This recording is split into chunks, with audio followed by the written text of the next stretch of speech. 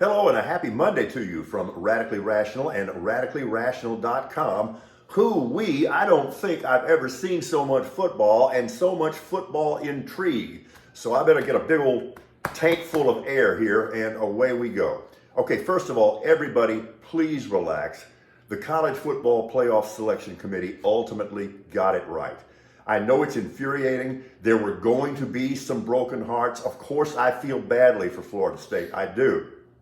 But if you look at the charge that the committee has and the protocol they're supposed to follow, they got it exactly right. Most deserving has nothing to do with this. It says so in writing. It's all about the four best teams right now. If you want to tell me that over the course of the season, Florida State was one of the four best teams, you got a strong case. But that's not the case right now. And it's really unfortunate that they lost their quarterback, Jordan Travis. But without him, they are not one of the four best teams right now, and that's all that counts. I know it's infuriating, but the committee not only got the teams right, they got the seeding right. This is going to rock. First of all, Michigan, I don't particularly like them because I really don't like Harbaugh that much, but I will say this. This is the best Michigan team I've ever seen. I mean ever, okay? And I am an old dude, for sure. Washington doesn't get nearly enough credit. They run the table. They beat Oregon twice. You can make a case they've been the most consistent team all year long. Texas, with that devastating performance in the Big 12 championship game, looking good. So Washington versus Texas in a semifinal, that rocks. Those two teams have a bowl history there. Of course, Sark used to coach at Washington. That's really interesting. And absolutely, Bama won their way in. That was the single most impressive victory posted by anybody this season. And you better know they have a chance against Michigan. And so, could this happen? Could we wind up with Texas versus Alabama in a rematch for the national championship?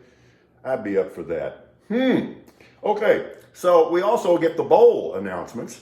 This is interesting. UTSA versus Marshall. There's a history there. That's interesting. And Rice is going to play Texas State. That is interesting. BB's Houston Cougars have a new coach, Willie Fritz, who did such a great job at Tulane. That means, I guess, that Jeff Traylor is staying, and that's good for everybody here. But this is a brave new world, or a weird new world in college football. The starting quarterback at Ohio State, Kyle McCord, in the transfer portal. All right. Texans, 7-5, another close victory, a win over the Broncos yesterday. Nico Collins, 191 yards receiving, and CJ throws for 274.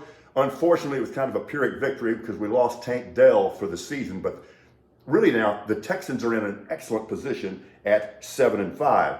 The Colts with a big win to get to 7-5, and the Steelers lose to drop to 7-5.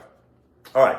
I don't know what's going to happen the rest of the way. Stuff happens in football between now and the playoffs and in the playoffs. But right now, the 49ers are the best team in the NFL. And they put the hammer down on the Eagles yesterday after somewhat of a slow start. But they come back and score touchdowns on 6 consecutive possessions. So we got the Eagles and Cowboys vectored toward each other next week. Philly still with the best record in the NFC at 10-2 with the Niners, Cowboys, and Lions. They look good offensively. They're all at 9-3. And then last night, that Sunday night game at Lambeau. Wow, the Packers and Jordan Love get it done. Now, there was a very controversial, make that horrendous, no call on what should have been defensive pass interference late in the game. But nevertheless, the Packers get the win, and the Chiefs drop to 8-4. Now, that's significant for this reason. The Chiefs are going to make the playoffs. But historically, you had to go through Kansas City to get to the Super Bowl from the AFC. And now at 8-4, they're behind both the Ravens and the Dolphins, and they may not have that astounding home field advantage at Arrowhead that they've always had in the past in the playoffs. This is getting fun. Stay tuned. More later. We are Radically Rational.